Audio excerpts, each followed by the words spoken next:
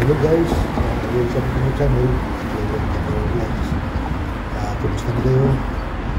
Ngayon guys, pag-usapan natin itong isang kahoy dito sa Amerika na hindi siya talagang dito o native sa lugar nito. Ito guys ang cherry blossom trees, kung saan ito ay galing sa bansa ng Japan. So ang nangyari, noong 1909, ang mayor ng Tokyo na si Yukio Ozaki nagbigay ng regalo sa First Lady ng Washington DC o ng Amerika. Nagbigay siya ng 2,000 cherry trees noong 1910. Kaya lang ang nangyari, naging insect infestation ang kahoy nito kasi dahil sa bulaklak siguro. So ang ginawa dito sa Amerika, sinunog nila yung 2,000 cherry trees. Ubos talaga. Ngayon, in 1912, nagbigay uli ang Tokyo, o mayor ng Tokyo, kasi Osaki, ng 3,000 cherry trees. Pinadala uli dito sa Washington DC. At bilang regalo sa First Lady ng US. Kasi dito ang White House sa Washington DC. So, noong March 27, 1912, the First Lady, Helen Taft, and the Japanese ambassador's wife, plant the first two saplings of the northern banks of the tidal basin. Doon sa tidal basin, doon malapit sa National Mall, doon nagtanim ng 2 puno. Ang asawa ng ambassador ng Japan, ang ambassador ng Japan, at saka si First Lady Helen Taft. So yun ang umpisa. So dahil napakaganda ng bulaklak na ito, kahit walang amoy, maganda ang tingnan. So kaya noong 1935, the first Cherry Blossom Festival was held in this state, or the capital state of the US.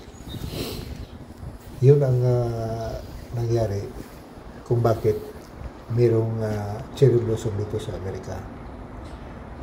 The cherry blossom trees in Washington DC are a result of a gift from Japan in 1912. Specifically si Mayor Yukio Ozaki ng Tokyo. So mula noon hanggang ngayon, mayroon ng tinatawag na Cherry Blossom Festival na dinadayo din ng mga turista. So kaya naging tourist attraction ito. Pero itong nakikita nyo na cherry blossom na nandito guys,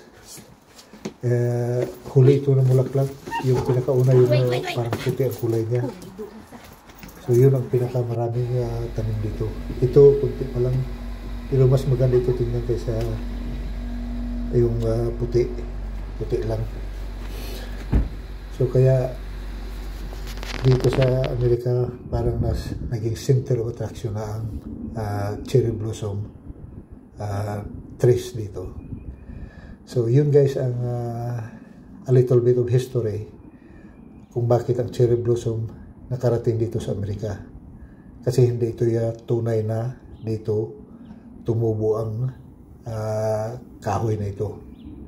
Maganda tingnan guys, di ba? Kasi pag mamulaklak siya, talagang puno ng bulaklak na ito. So yun lang guys, maraming salamat sa inyong panunood at sa muli, thank you for watching again.